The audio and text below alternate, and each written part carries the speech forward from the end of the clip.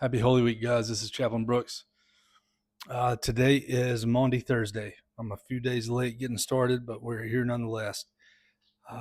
This past Sunday was Palm Sunday. Yesterday was Spy Wednesday, which is not something that's very commonly celebrated in the Protestant world. Our Catholic brothers and sisters probably view that more prescriptively than the Protestants do. But just wanted to talk a little bit about Holy Week and answer this question of what led to Christ's crucifixion. The the sort of the reason Christ came and sort of, in my perspective, the engine that keeps the story moving beyond Christ's love for everyone is sin. And I think now is a really great time before we get into Good Friday and ultimately Easter Sunday to talk about what sin is real quick. And I think I've done this a couple of times, but figured I would bring the whiteboard out to describe it a little better. So at the bottom of it all, sin is sort of, in a roundabout way, came from an archery term that defines itself as us missing the mark, right? We have a design that we're supposed to live out. And whenever we hit that design, we're living in righteousness. And whenever we don't hit that design for ourselves, we're living in sin, so to speak, or we're acting sinful. There's a few different ways to understand sin. And for me, the best way comes from our Catholic brothers and sisters and their deep, thousands of years old theology that that understands sin to happen in layers. So the first layer is the one that's probably most common to all of us is our personal failures. You've read the Ten Commandments or you've heard of the Ten Commandments. That's a pretty good starting place to think about personal failures. All right. The next is when all of our personal failures sort of coalesce and other forces influence our personal failures to collectivize. That's when we start to see sin happen on a collective level or a social level.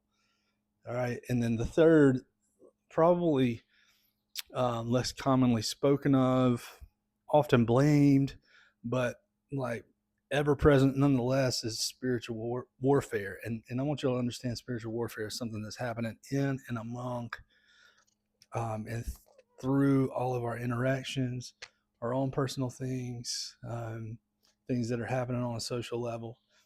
It's sort of the glue that holds sin together in a lot of ways. A few examples of individual sin in the Holy Week story is Judas's betrayal. That was his decision to seek out money for turning in Christ. That's actually the focus of Spy Wednesday is um, Judas plotting and coordinating with others to get what it is that he sought out.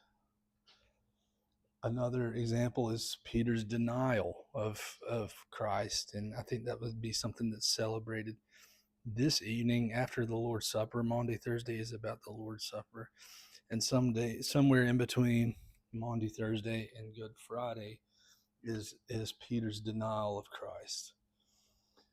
Pilate is a little bit of a different story. He's got like a foot in the individual sin and a foot in the collective sin, being a um, uh, political leader in the area in Jerusalem. He chose individually to comply with the wrongdoings of the culture of the crowd, and we're going to talk about that here now. So, an example of collective sins would be Caiaphas and the Sanhedrin, these religious leaders plotting together with Judas to take Christ down. All right.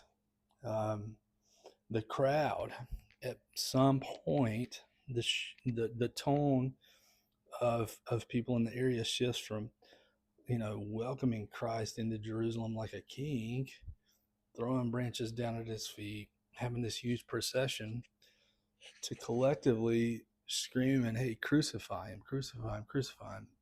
how that happened, how do we get from last Sunday to this Sunday or this Friday, is it is a really great example of both, well, of all three working together.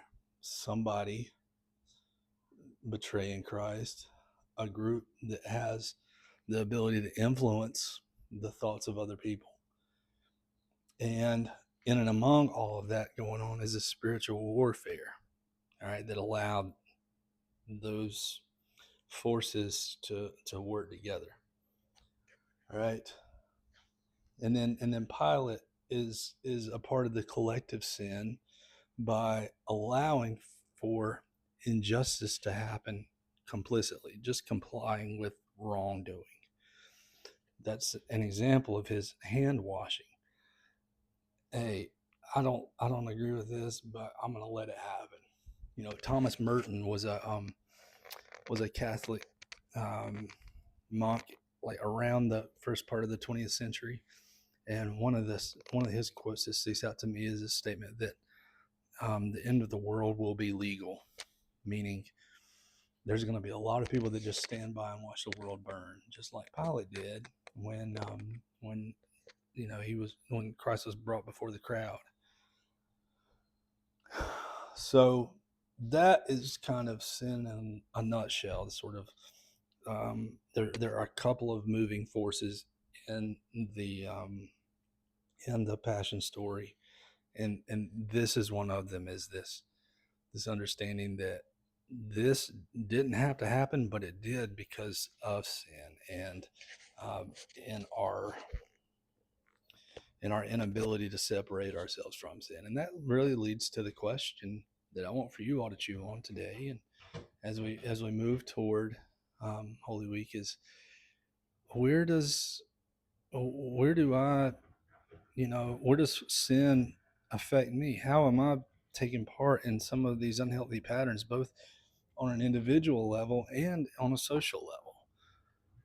So just think on it, chew on it, pray on it, meditate over it, because we're all, me included, taking part in really unhealthy traditions. We all, to some degree, carry on the sins of our fathers by not overcoming the generational hurt that we're all designed to overcome, and that Christ gave us a blueprint for. So, y'all take care, guys, and I'll plan on seeing y'all tomorrow. Have a good one.